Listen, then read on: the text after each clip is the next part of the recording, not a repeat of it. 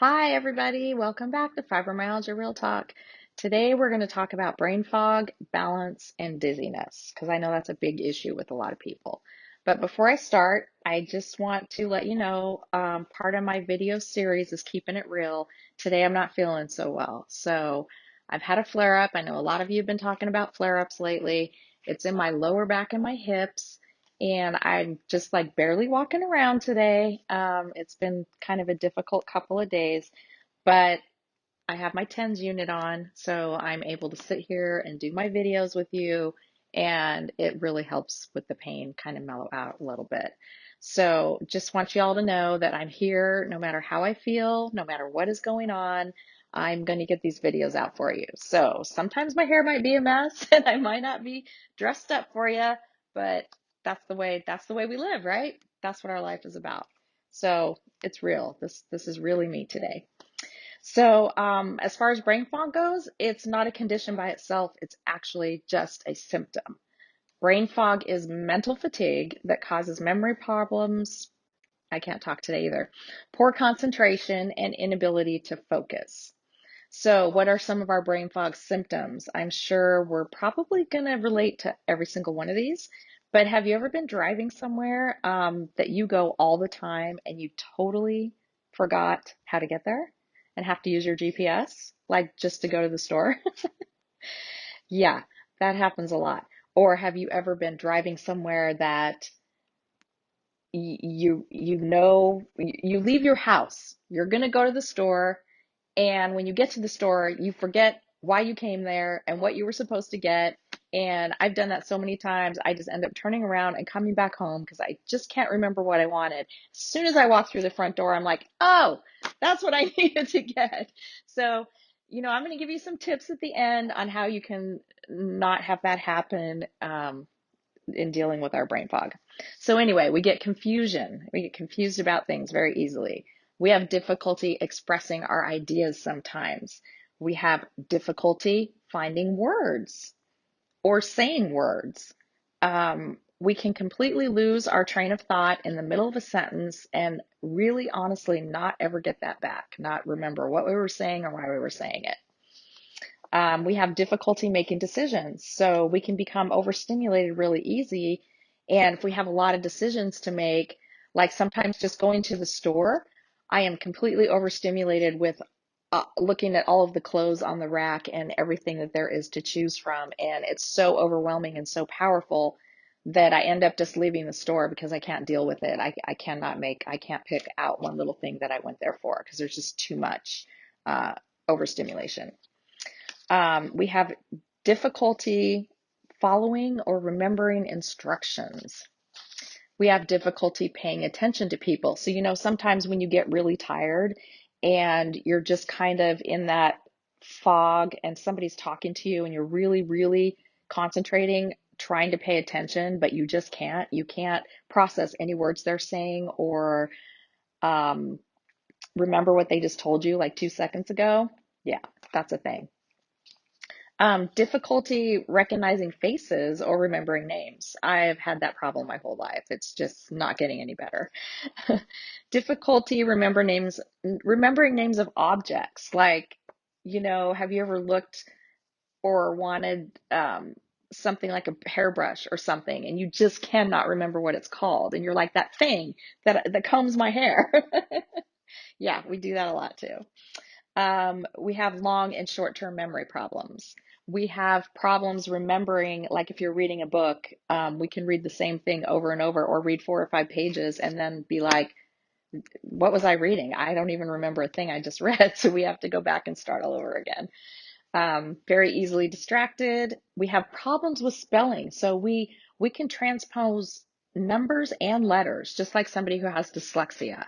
I've noticed that in my spelling or when I'm writing down phone numbers from people, sometimes I'll transpose the numbers and then it won't be right. So just be aware that, we do that too. And then putting things away in strange places. That's my favorite one. I I'm pretty sure I put the milk in the cupboard before instead of back in the fridge. And I'm sure you guys have some stories. I found my keys in the bathroom one time instead of in the living room where I normally keep them. So just, we just put things in weird places. And that's why we can't find them when we need them. So if brain fog is a symptom, what could be some of the underlying causes of the brain fog? So number one is stress. Stress can increase your blood pressure, weaken the immune system, and trigger depression. So when your brain is stressed and fatigued, it becomes harder to think, reason, and focus on things. Lack of sleep, which again, we have stress and lack of sleep. We're going to hear that a lot in all of our symptoms. Poor sleep interferes with brain function, especially if you're not getting the REM sleep, which is to repair and restore your body and your brain. Hormonal changes can trigger brain fog. During pregnancy, your estrogen and progesterone increase, and that can affect memory and cause short-term cognitive impairment. So, when pregnant moms say something weird or, they can't remember things, people are like, oh, it's just because they're pregnant. Well, they're right, because it is the hormones that cause that. During menopause, when hormone levels drop, it can cause us to be more forgetful, have poor concentration, and just kind of cloud our thinking a little bit.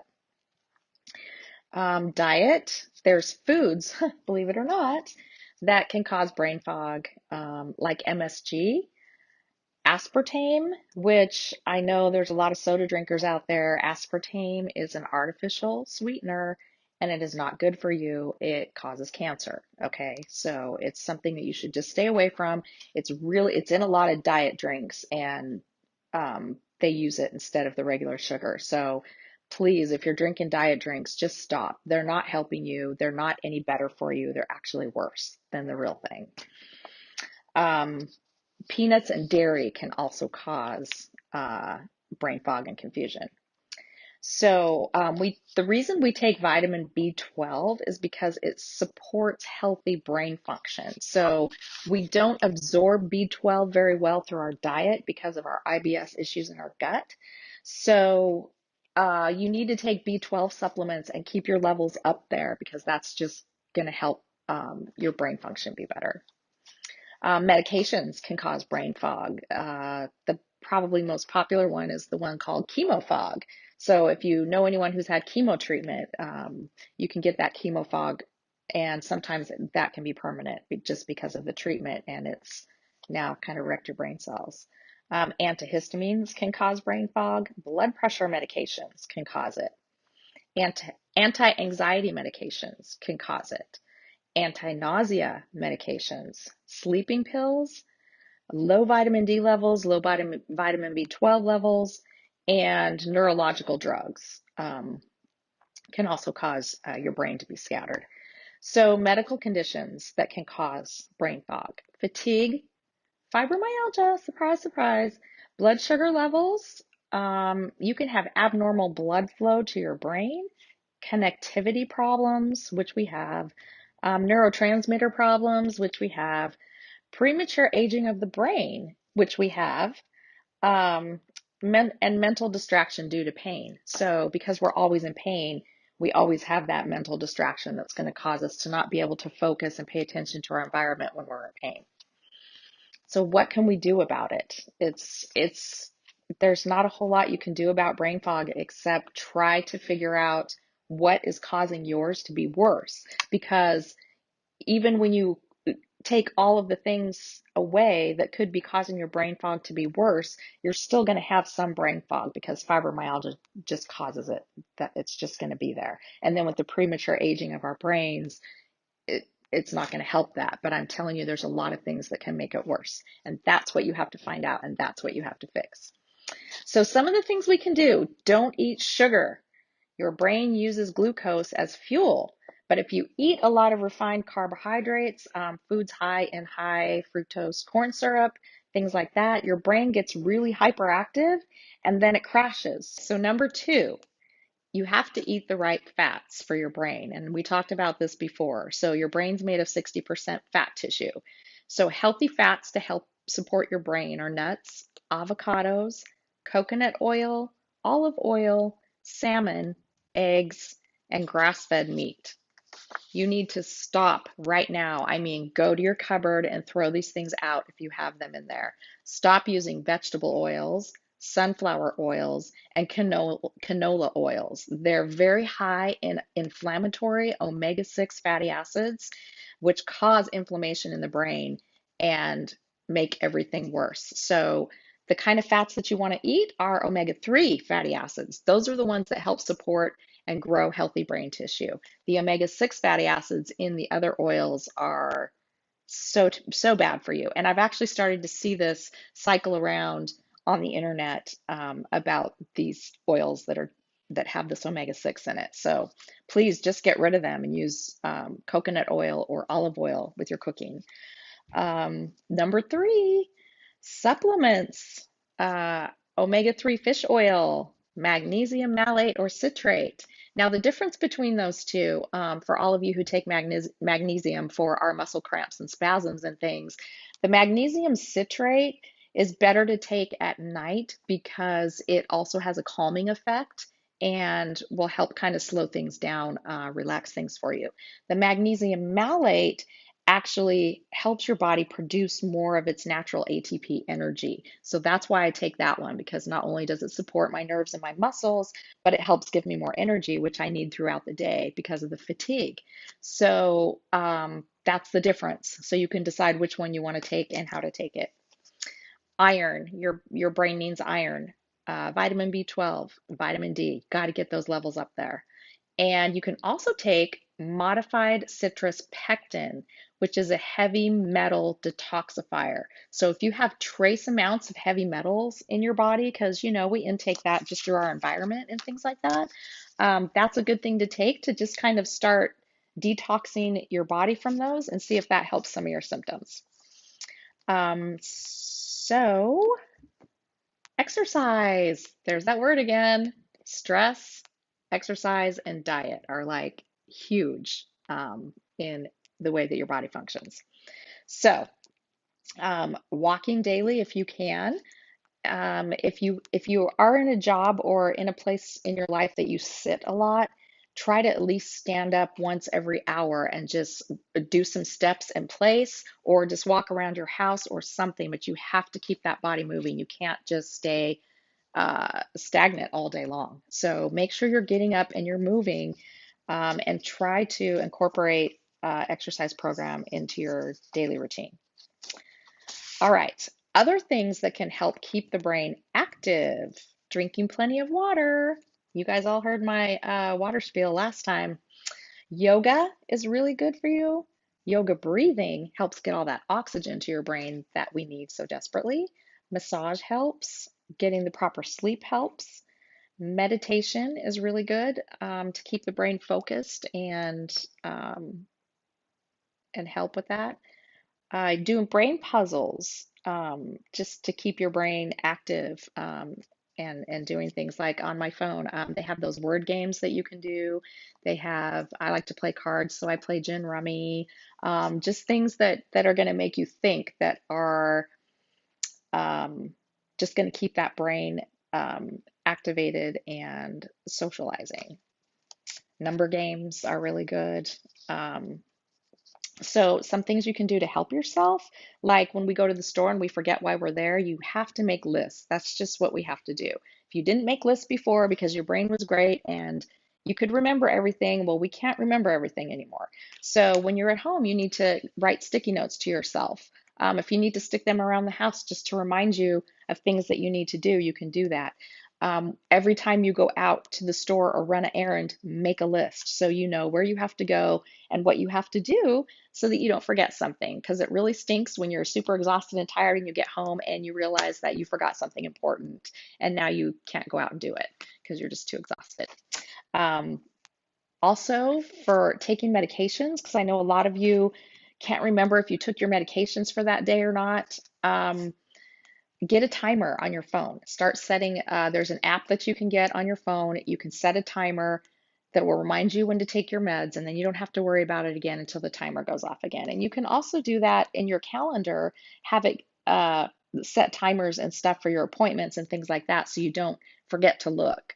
Something will always be there to remind you. So until you figure out exactly what is making your brain fog worse, then do those other little things just to keep you organized and keep you from um, taking too many medications or not enough or whatever it is. So that's pretty much it for brain fog. There's not a lot that you can do.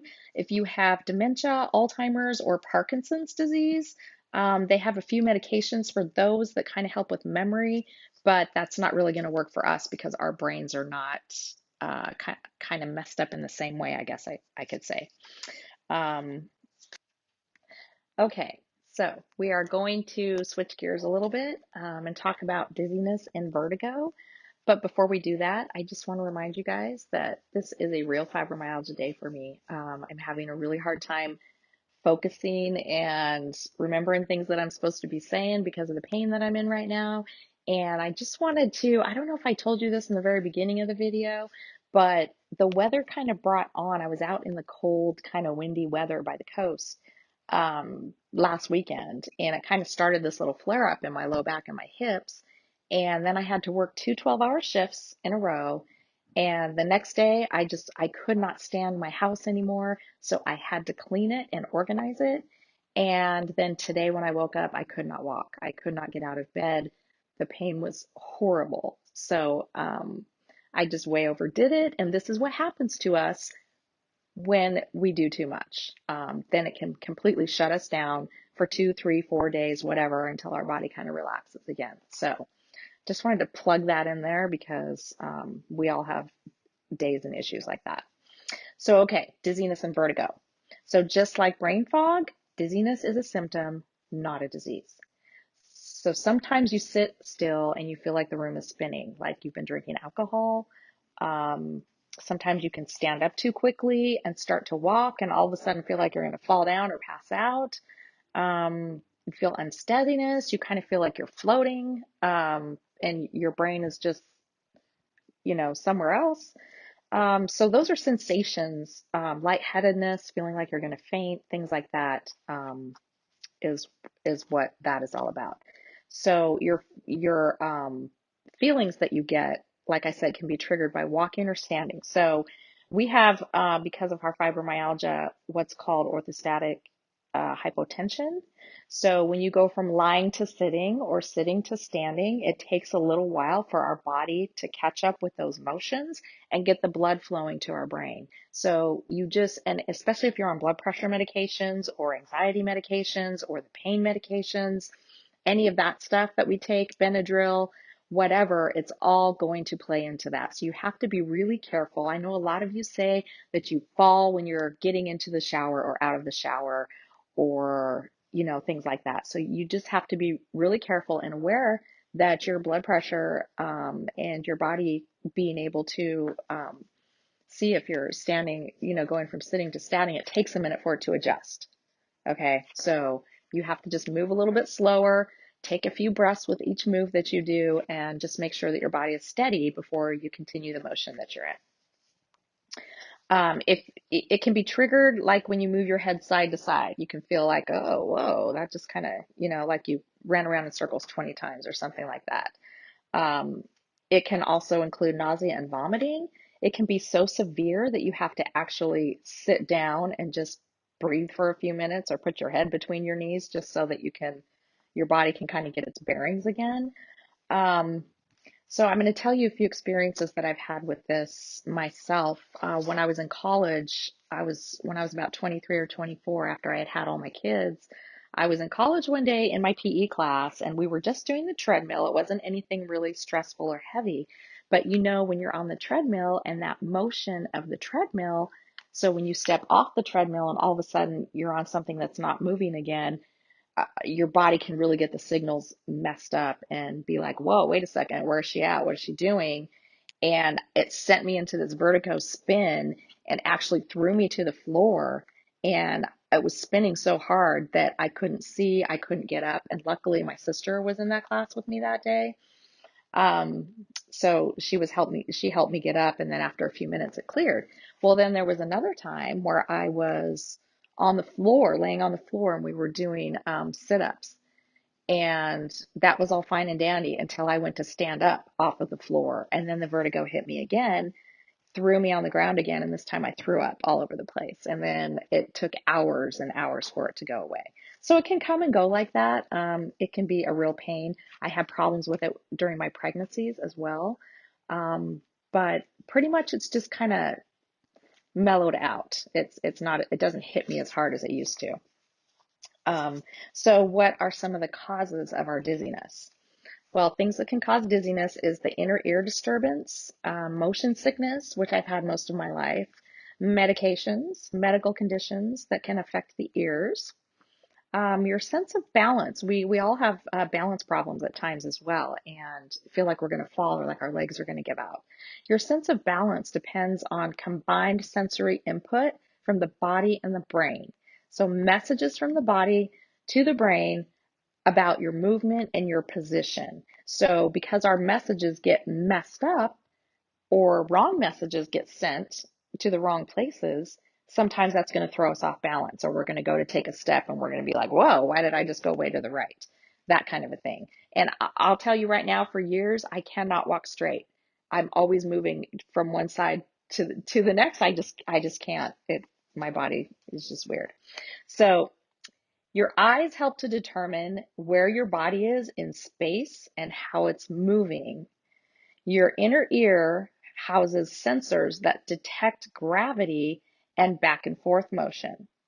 So vertigo is actually a false sense that your surroundings are spinning or moving, and your brain is getting the signals confused. So infection, a virus can actually get into the vestibular nerve and cause these kind of problems. Meniere's disease, which is extra water buildup in the inner ear, can cause the dizziness and the off balance.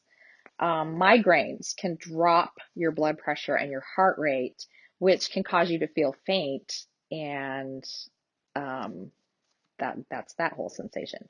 Some medical neurological, I'm having trouble with these words today, conditions that damage the way your nervous system talks to your brain, such as MS, Parkinson's, fibromyalgia, and cervical spondylosis. Medications can cause dizziness. We all know that most of the medications that they give us for fibromyalgia cause dizziness. Why? Because they're making our brain that's already confused more confused by either trying to speed it up or slow it down. And it's just getting all messed up in there, and it's really not helpful at all. So this is why I have a problem with a lot of the medications, because they just don't work right. We'll talk more about that when I talk about medications. So anxiety, anemia, which is low blood count, hypoglycemia, which is low blood sugar, dehydration, and low sodium levels can also cause dizziness. There's something called paralymph fistula, and that is when you have a trauma to your head and it can tear the tissue that separates the air-filled middle ear from the fluid-filled inner ear, causing dizziness and balance problems. Normally that is something, the tear will just heal itself and it will get better, but sometimes they have to do surgery to repair it. So I believe that this is where our problem is, since fibromyalgia is a nervous system malfunction. This is where our dizziness and our balance problems are coming from, the vestibular neuritis. So now, what causes blackouts? Dehydration, orthostatic hypotension, like I talked about earlier. So if you stand up too fast from sitting and your blood pressure drops, boom, you can just pass out because your blood pressure and heart rate just drop. A vasovagal, we talked about that vagal nerve and the vagal experience. If you're bearing down or laughing too hard or anything like that that kind of stimulates that nerve, it can cause you to black out too, because it lowers your blood pressure and your heart rate as well. Alcohol or drug toxicity can cause blackouts. I think that was pretty obvious. So are there any treatments for our dizziness, our vertigo, or our blackouts? Well, there are some medications, meclizine or Dramamine, which helps dizziness and motion sickness. You need to stop taking other medications that can cause dizziness and balance problems. Um, Lyrica, Cymbalta, gabapentin, uh, pain medications, all of those are interfering with your brain's process, and our brain's process is already messed up. This is what I need you guys to understand. You're adding all of these medications that the doctors say, here, try this. It works for other nerve disorders. Maybe it will work for yours. And none of them work for us because the process that's causing our neurological malfunction is messed up. So, um, get off those drugs if you feel like you're dizzy from the medications. And trust me, you might not think it's the medication making you dizzy, but once you get off the medication, you're going to realize, oh, wow, yeah, that was a lot worse on the medication. Um, you can go to the chiropractor or physical therapy, and they can do position maneuvers to help reset your nervous system. Physical therapy can also do balance therapy to help you get stronger and strengthen your core so that you can manage your balance a little bit better. If your dizziness is from anxiety, then psychotherapy might help, or there's something called biofeedback. I don't know if you guys have heard of that before, but I did some of that when I was younger because I had severe anxiety. And actually, they teach you how to control your heart rate, your breathing, and the functions in your body. So it's pretty incredible. It's pretty amazing. It's a great way to learn how to relax your body, and it's all controlled by you. And I would highly recommend that. If you guys should look into it and try it. Let's see. Some people find that find the cause and then they can correct it. But since we have fibro, you're still going to have some of that, but it's just not going to be as bad.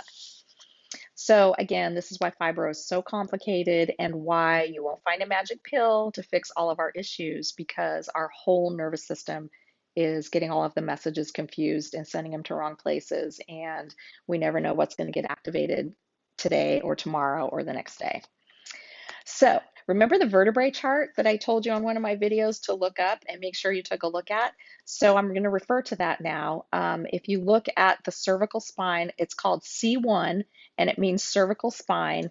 Number one is the very top one right at the base of your skull up here, from in the head. So C1 supplies the blood to the head, the pituitary gland, which has a process in our stress response, your scalp, your bones of the face, your inner and middle ear, and like I said, your sympathetic nervous system or your stress response. So symptoms you can have when this nerve is being pinched or acting up, you can get headaches, you can have nervousness, you can have insomnia, you can get head colds a lot, you can have high blood pressure, you can get migraines, you can have nervous breakdown, you can have dizziness and chronic fatigue.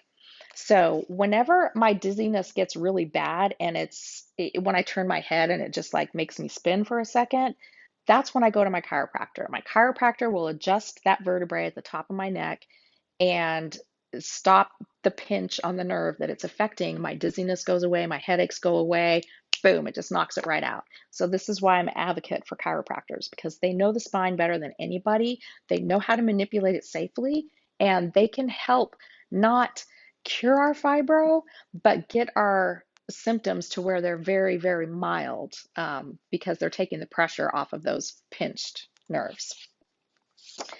And that's that. So if you have questions about brain fog, dizziness, balance issues, any of that, leave me questions in the comments. If you like these videos, please share them with your family, your friends, your doctors, anybody that you want to educate about fibro. We're just going to continue on and keep moving through these symptoms. And I'll throw through treats in there for you guys now and again. But thanks for listening, and I'll see you next time. Bye.